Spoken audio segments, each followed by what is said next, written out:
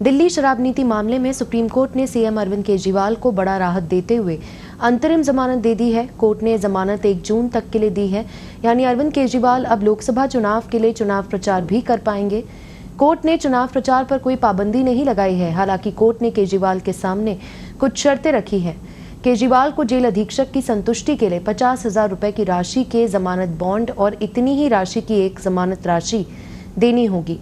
केजरीवाल मुख्यमंत्री कार्यालय व दिल्ली सचिवालय नहीं जाएंगे। वहीं केजरीवाल आधिकारिक फाइलों पर हस्ताक्षर भी नहीं करेंगे। अगर बहुत जरूरी फाइल होगी तो इस पर साइन करने के लिए एलजी से परमिशन लेनी होगी। साथ ही वर्तमान मामले में अपनी भूमिका के संबंध में कोई टिप्पणी नहीं करेंगे और किसी भी गवाह के साथ बातचीत नहीं करेंगे। सुनवाई के दौरान कोर्ट ने सभी दलीलों को सुनते हुए कहा कि हम 1 जून तक अंतरिम रिहाई देने जा रहे हैं।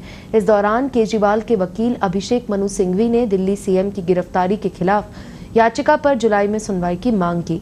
सुप्रीम कोर्ट ने इसे लेकर कहा कि केजरीवाल की इस याचिका पर बहस भी अगले हफ्ते खत्म करने की कोशिश करेंगे।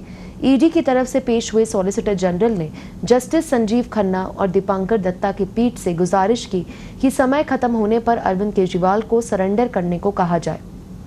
इस पर अदालत ने कहा कि दिल्ली सीएम को 2 जून को सरेंडर करना होगा। अंतरिम जमानत देते हुए शर्तों को लेकर कोर्ट ने कुछ नहीं कहा है। इस केस में अरविंद केजरीवाल को ईडी ने 21 मार्च को गिरफ्तार किया था। केजरीवाल के वकील ने बताया है कि सुप्रीम कोर्ट की तरफ से अंतरिम जमानत देते हुए चुनाव प्रचार पर कोई पाबंदी नहीं लगाई गई है।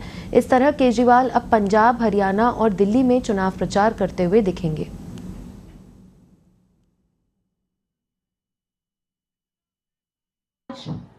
जो सुप्रीम कोर्ट का फैसला आया है, इस फैसले से सिर्फ अरविंद केजरीवाल जी को अंतरिम जमानत नहीं मिली। इस फैसले से सत्य की विजय हुई है। इस फैसले से लोकतंत्र की विजय हुई है। इस फैसले से देश के संविधान की विजय हुई है।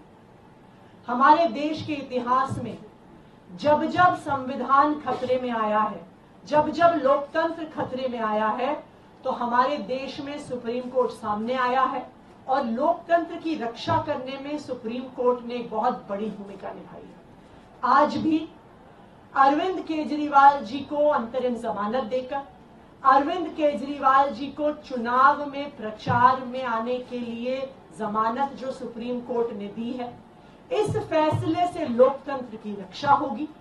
क्योंकि इस देश में लोकतंत्र हमारे देश का सबसे बड़ा सिद्धांत है।